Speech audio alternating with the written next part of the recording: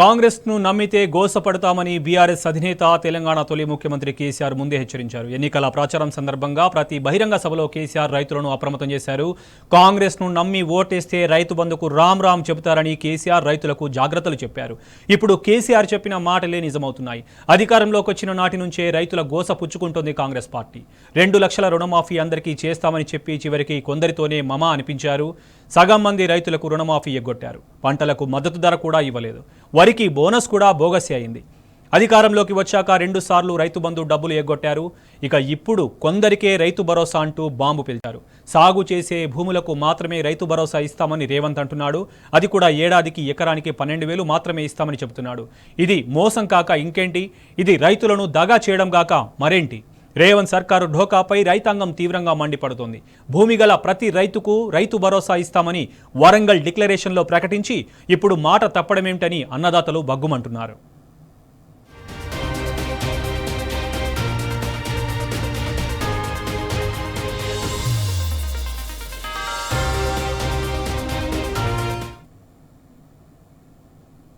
రైతు భరోసా పథకం తెచ్చి భూమి కలిగిన రైతులకు, కౌలు రైతులకు ప్రతి ఎకరాకు ఏడాదికి 15,000 రూపాయల పెట్టుబడి సాయం అందిస్తాం. ఇందిరమ్మ రైతు భరోసా పథకం తెచ్చి భూమి కలిగిన రైతులకు, కౌలు రైతులకు ప్రతి ఎకరాకు ఏడాదికి 15,000 రూపాయల పెట్టుబడి సాయం అందిస్తాం. రైతు భరోసా కార్యక్రమంలో భాగంగా వ్యవసాయ యోగ్యమైన ప్రతి ఎకరాకు రైతు భరోసా వస్తుంది. ప్రతి ఎకరాకు సంవత్సరానికి 12,000 రూపాయలు ఇవ్వడం జరుగుతుంది.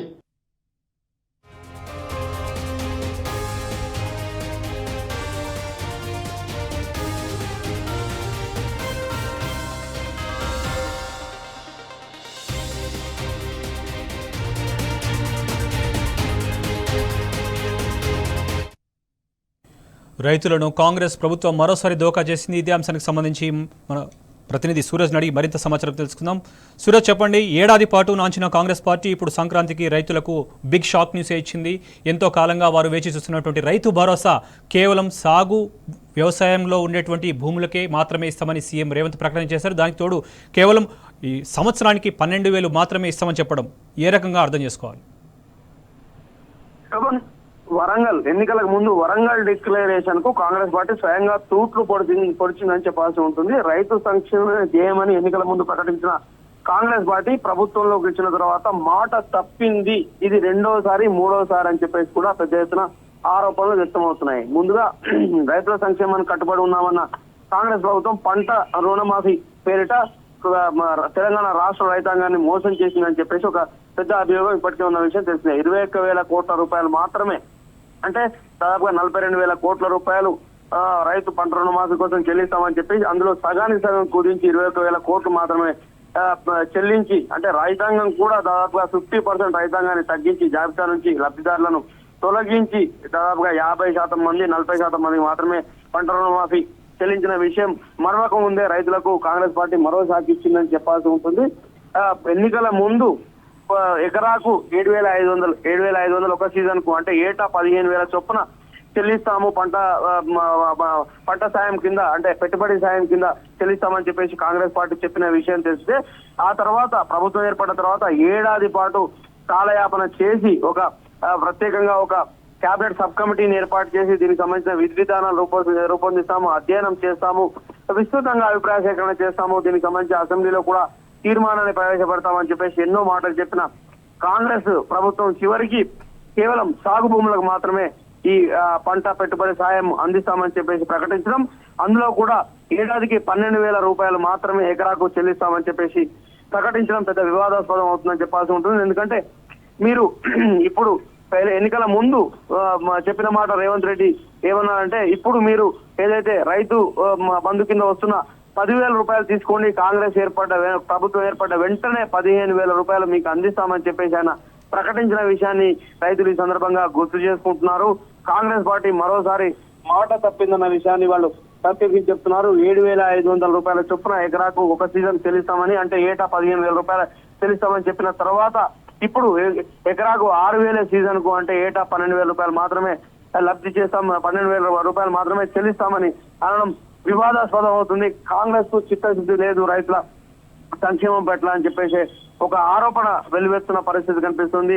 దీనికి సంబంధించి రైతాంగంలో కూడా కొంత భిన్నాభిప్రాయాలు వ్యక్తం అవుతున్నాయి. కాంగ్రెస్ పాలకులు చెప్తుంది ఒకటి చేస్తుంది ఒకటి అన్న అభిప్రాయాన్ని వాళ్ళు వ్యక్తం చేస్తున్నారు. శోభన్, ప్రభుత్వం ఏర్పాటై 2వ సంవత్సరంలోకి అడుగుపెట్టినా అంటే 13 నెలలు గడిచిన తర్వాత కూడా రైతన్నలు చాలా దీనంగా అర్జిస్తున్నారు, ఆవేదన చెందుతున్నారు. కనీసం కాంగ్రెస్ పార్టీ ఇచ్చిన 420 హామీల్లో ఒక్క పథకాన్ని ప్రజలకు ఇవ్వకపోయినప్పటికీ కనీసం రైతుల కోసమైనా ఒక్క పథకం కంప్లీట్గా ఇవ్వచ్చు కదా అని వాళ్ళలో ఒక డౌట్ నెలకొంది. దానికి సంబంధించి రైతులు ఏమనుకుంటున్నారు అసలు? శోభన్, 6 గ్యారంటీలు 420 హామీలు గుప్పించి కాంగ్రెస్ ఏలుబడిలోకి వచ్చిన విషయం తెలిసిందే. అయితే ఆ తర్వాత అనేక పథకాలకు సంబంధించి కేబినెట్ సబ్ కమిటీలను ఏర్పాటు చేసి విస్తృత అభిప్రాయ సేకరణ పేరిట కాంగ్రెస్ పాలకులు కాలయాపన చేస్తున్న విషయం కూడా తెలిసిందే. ఎన్నికలకు ముందు బీఆర్ఎస్ ప్రభుత్వం ఈ రైతు బంధు పథకం కింద రైతులకు లబ్ధి చేసి రైతుల అకౌంట్లలో ఈ రైతు బంధు డబ్బులు వేసే క్రమంలో ఇదే కాంగ్రెస్ పార్టీ కేంద్ర ఎన్నికల సంఘానికి ఫిర్యాదు చేసి ఆ మొత్తాన్ని నిలిపివేసిన విషయం తెలిసిందే. ఆ తర్వాత ఏడాది కాలం పూర్తిగా కాలయాపన చేశారు కాంగ్రెస్ ప్రభుత్వం. ఈ రైతు సంక్షేమం కట్టుబడి ఉంటామని చెప్పేసి ఏదైతే వరంగల్ డిక్లరేషన్ చేశారో దానికి తూట్లు పొడిచారని చెప్పేసి ఇప్పుడు ఆరోపణలు వెల్లువెత్తున్నాయి. రైతాంగంలో అసహనం పెళ్లిబుక్కుతున్న పరిస్థితి కనిపిస్తుంది. ఎందుకంటే 7,500 రూపాయలు కనీసంగా ఎకరాకు దక్కుతాయని చెప్పేసి వాళ్ళు ఇంతకాలం భావిస్తున్నారు. కేబినెట్ సమావేశంలో ఇవాళ ఈ నిర్ణయం తీసుకోవడం స్వయంగా ముఖ్యమంత్రి ప్రకటించడం వాళ్ళలో అసహనం రేకెత్తిస్తుందని చెప్పాల్సి ఉంటుంది. కేబినెట్ సమావేశానికి సంబంధించి వాళ్ళు ఉత్కంఠగా ఇవాళ రైతాంగం అంతా కూడా వేచి చూసిన పరిస్థితి చాలా స్పష్టంగా కనిపించాయి. కేబినెట్ లో ఈ రైతు భరోసాకు సంబంధించి ఎలాంటి నిర్ణయం వెలువడబోతుంది, ఈ మంత్రివర్గ ఉపసంఘం ఇచ్చిన విధి విధానాలను కేబినెట్ ఏ మేరకు ఆమోదిస్తుందనే దానికి సంబంధించిన చర్చ కూడా రైతాంగంలో జరిగిన విషయం తెలిసిందే. ఇందుకు సంబంధించి ఇవాళ కేబినెట్ సమావేశంలో చర్చించి ఆమోద ముద్ర పడిన తర్వాత కేవలం ఎకరాకు 6,000 రూపాయలు మాత్రమే దక్కుతున్నాయని తెలిసిన క్రమంలో కొంత రైతాంగంలో ఆందోళనకర పరిస్థితి కనిపిస్తోందని చెప్పాల్సి ఉంటుంది. అంటే ఇచ్చిన మాట నిలబెట్టుకోవడంలో కాంగ్రెస్ పాలకులు వైఫల్యం చెందారనే చర్చ కూడా జరుగుతుందని చెప్పాల్సి ఉంటుంది. గతంలో కూడా పంట రుణమాఫీ 2 లక్షల లోపు రుణాలు చేసేస్తామని చెప్పేసి ప్రభుత్వం సూరజ్, సీఎం రేవంత్ తీసుకుంటున్న అనాలోచిత నిర్ణయాల పట్ల సొంత కేబినెట్ లోనే లుకలుకలు వినిపిస్తున్నాయి. కౌలు రైతుల గురించి మాట్లాడరు, రైతు బీమా గురించి కూడా మాట్లాడరు. ఏకపక్ష నిర్ణయాల ద్వారా ప్రజల్లోకి వెళ్ళలేకపోతున్నామన్న ఒక అసహనం, అసంతృప్తి కూడా వారి ముఖాల్లో కనిపిస్తున్నట్టు కనిపిస్తుంది. దీనికి సంబంధించి మీ దగ్గర ఉన్న సమాచారం ఏంటి? శోభన్, కొంత కాంగ్రెస్ పార్టీలోనే భిన్నాభిప్రాయాలు వ్యక్తం అవుతున్న మాట వాస్తవమే. రైతు సంక్షేమానికి సంబంధించి ప్రభుత్వం తీసుకుంటున్న నిర్ణయాలు వివాదాస్పదం అవుతున్న పరిస్థితుల నేపథ్యంలో వాళ్ళు కూడా కొంత అసహనంగా ఉన్నారు. ఎందుకంటే పంట రుణమాఫీ పేరిట 21,000 కోట్ల రూపాయలు ప్రభుత్వ ఖజానా నుంచి ఖర్చు అయిపోయినా కానీ కాంగ్రెస్ పార్టీకి పెద్దగా మైలేజ్ రాలేదు, కాంగ్రెస్ పార్టీకి ఓరికింది ఏమీ లేదనే అభిప్రాయం అటు మంత్రుల్లో ఇటు కాంగ్రెస్ పార్టీ ఎమ్మెల్యేల్లో కూడా వ్యక్తం అవుతున్న పరిస్థితి చాలా స్పష్టంగా గతంలో చూసాం. ఈ నేపథ్యంలో రైతు భరోసాకు సంబంధించి ఎట్లాంటి విధి విధానాలు రాబోతున్నాయని చెప్పేసి కూడా రాష్ట్ర వ్యాప్తంగా రైతాంగంతో పాటుగా ఎమ్మెల్యేలు కూడా ఎదురు చూసిన పరిస్థితి చాలా స్పష్టంగా కనిపించింది. కొన్ని ప్రాంతాల్లో ఎట్లాంటి నిబంధనలు వస్తాయనే దానికి సంబంధించి కూడా పెద్ద ఎత్తున చర్చ జరిగింది. ఉదాహరణకు సింగరేణి, కోల్బెంట్ లాంటి ప్రాంతాల్లో ఒకవేళ ఐటీ నిబంధన కనుక విధిస్తే దాదాపుగా 50,000 మంది రైతాంగంలో ఒక 30,000 మంది లబ్ధిదారుల జాబితా నుంచి ఎగిరిపోయే ప్రమాదం నెలకొని ఉన్న పరిస్థితుల్లో అక్కడ కొంత ఉత్కంఠ వాతావరణం నెలకొని ఉండిందని చెప్పాల్సి ఉంటుంది. అలాగే కరీంనగర్, నిజామాబాద్ లాంటి ప్రాంతాల్లో ప్రత్యేకించి గల్ఫ్ ప్రాంతాలకు వలస వెళ్లిన వాళ్ళు ఇక్కడ దరఖాస్తు చేసుకునే అవకాశం కోల్పోతున్న పరిస్థితి. గ్రామ సభల్లో దరఖాస్తులు స్వీకరిస్తామని చెప్పేసి ఇప్పటికే ప్రకటించిన పరిస్థితి మనం చూసాం. అయితే ఈ దరఖాస్తుల స్వీకరణకు సంబంధించి కానీ డిక్లరేషన్ సంబంధించి కానీ కేబినెట్ లో ఎట్లాంటి చర్చ జరిగిందనే దానికి సంబంధించి స్పష్టమైన సమాచారం మాత్రం బయటికి రాకపోయినా ఇందుకు సంబంధించి కేవలం సాగు భూమికి మాత్రమే పంట పెట్టుబడి సాయం అందిస్తామని చెప్పేసి స్వయంగా ముఖ్యమంత్రి ప్రకటించడం, అది కూడా సీజన్ కు ఎకరాకు 6,000 చొప్పున అంటే ఏడాది మొత్తానికి 12,000 చొప్పున మాత్రమే అందిస్తామని చెప్పేసి ప్రకటించడం కొంత వివాదాస్పదం అవుతుంది. ఎందుకంటే ఇదే కాంగ్రెస్ పార్టీ గతంలో ఎకరాకు 7,500 చొప్పున సంవత్సరానికి 15,000 రూపాయలు పంట పెట్టుబడి సాయం కింద రైతులకు అందిస్తామని చెప్పేసి హామీ ఇచ్చిన విషయం తెలిసిందే. ఈ నేపథ్యంలో ప్రస్తుతం కేబినెట్ తీసుకున్న నిర్ణయం కొంత వివాదాస్పదం అవుతుందని చెప్పాల్సి ఉంటుంది. శోభన్. సూరజ్, రైతు రుణమాఫీ కూడా ఒకేసారి చేస్తామని చెప్పి ఆ తర్వాత మాట చెప్పారు సీఎం రేవంత్. దాన్ని విడతల వారీగా 3 విడతల్లో ఇచ్చిన పరిస్థితి మనం చూస్తున్నాం. అది కూడా సగం మంది రైతులకు మాత్రమే అందింది. మరి ఇప్పుడు చేస్తున్నటువంటి రైతు భరోసా ప్రకటన కూడా అంటే 13 నెలలు దాటిన తర్వాత 14వ నెల అందుతాయి అనడం, అది కూడా పర్ఫెక్ట్గా ఒక డేట్ని ఫిక్స్ చేయకపోవడం ఎలా అర్థం చేసుకోవాలి రైతాంగం? అయితే జనవరి 26వ తేదీ నుంచి ఈ పంట పెట్టుబడి సాయం రైతు భరోసా అందిస్తామని చెప్పేసి కాసేపటి క్రితమే ముఖ్యమంత్రి రేవంత్ రెడ్డి ప్రకటించిన విషయం తెలిస్తే, అయితే ఇందులో ఎట్లాంటి విధి విధానాలను అడాప్ట్ చేశారనే దానికి సంబంధించి కొంత స్పష్టత లేదు.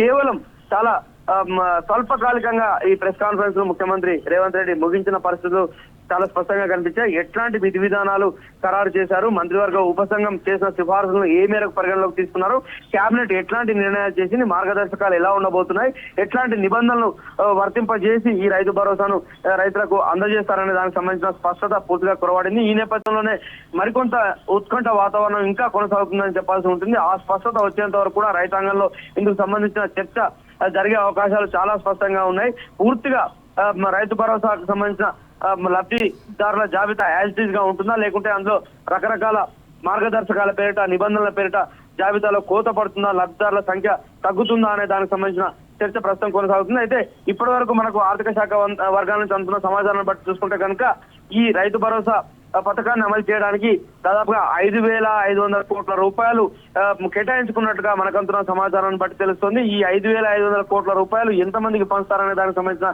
స్పష్టత మాత్రం లేదు.